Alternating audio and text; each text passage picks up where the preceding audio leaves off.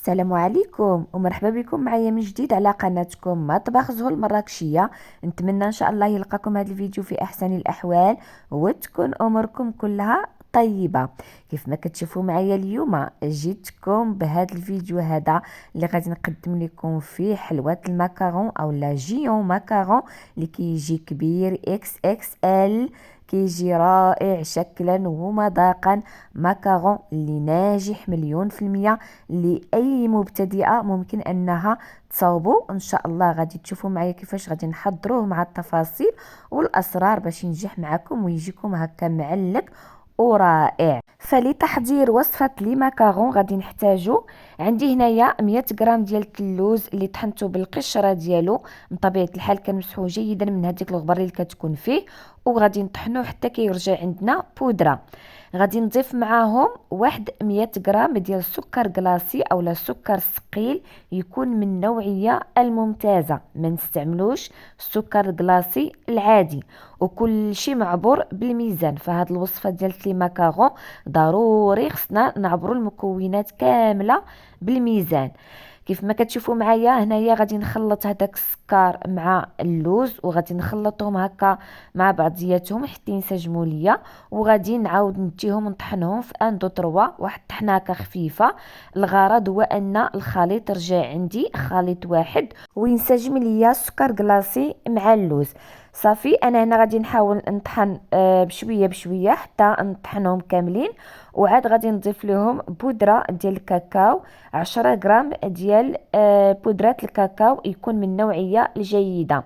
هنايا غادي نجيب واحد الصفايه وغادي نعاود نغربل هذاك الخليط ديال السكر واللوز والكاكاو باش هكا ما تبقاش عندي حتى شي حاجه هكا اولا شي شوائب.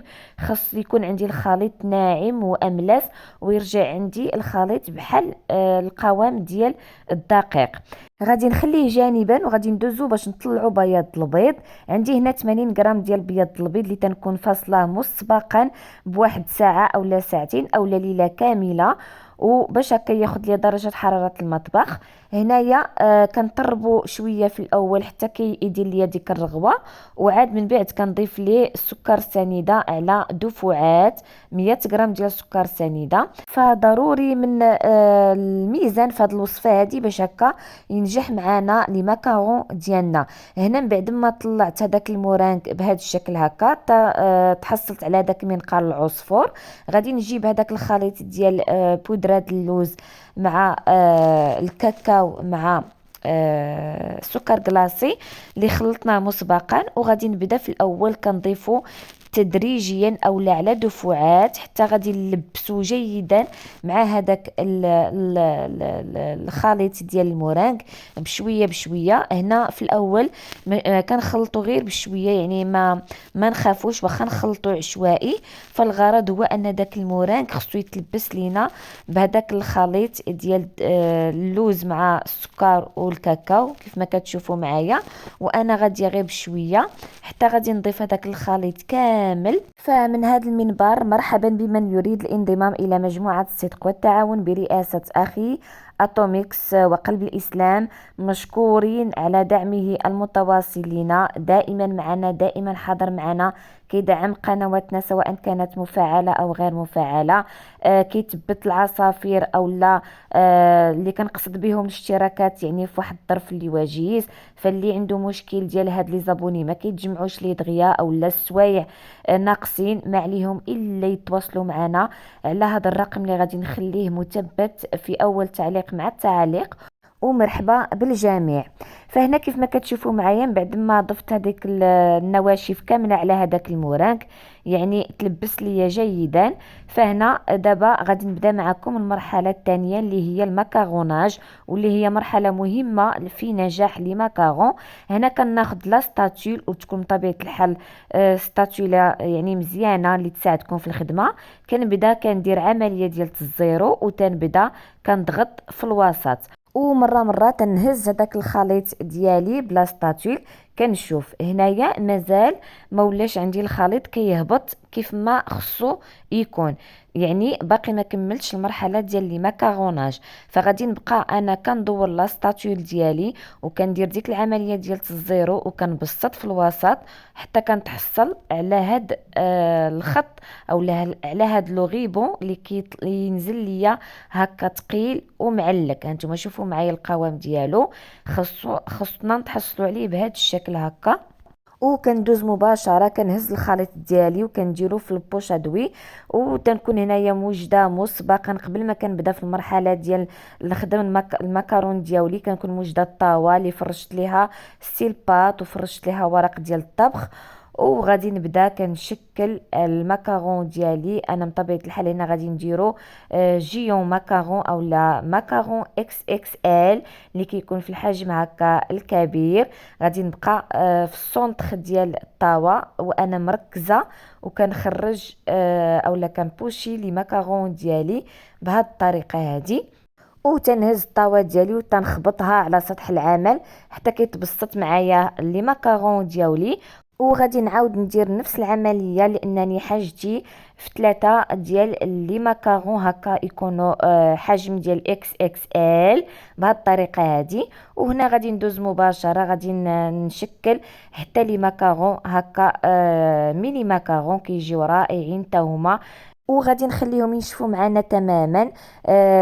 هكا ملي كنديروا الاصبع ديالنا على سطح ديال لي ماكارون كنلقاوهم ناشفين، وعاد ديك الساعات كندوزو كنطيبوهم على درجه ديال 150 درجه في الاول، ومره مره كنبداو نحلوا الفرن ديالنا، وعاد في التالي تنقصوا ليهم درجه الحراره حتى كدير لنا هذيك لاكوك، وعاد كنقصوا ليهم درجه الحراره على 140 درجه. وكيف ما قلت لكم دائما كنبقاو نفسوا هذا الفران ديالنا بالنسبه اللي ما عندوش هكا الفرن ديال المروحه.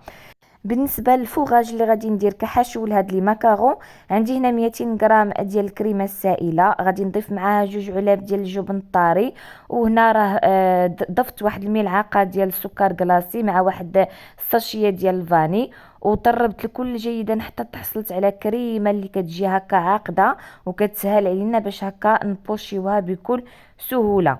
غادي نخليها جانبا، غادي نديرها في واحد البوشادوي وندوزو باش نشوفو كيفاش طيبنا لي ماكارون ديالنا. هانتوما شوفوا النتيجه اللي تحصلت عليها ولا اروع.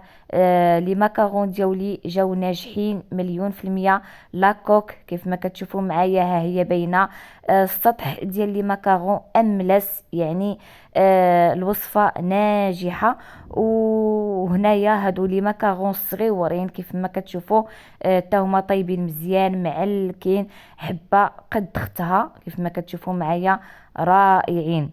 ايوا ندوزو دابا باش نقادو المونتاج ديال هاد لي ماكارون جيونت ديالي. هنا كناخد هذيك الكريمه من بعد ما درتها في البوشادوي، غادي نبدا كنبوشي وكنبقى غاديه وانا دايره حتى غادي يعني كنبوشي على السطح ديال لي ماكارون بهاد الطريقه هذه.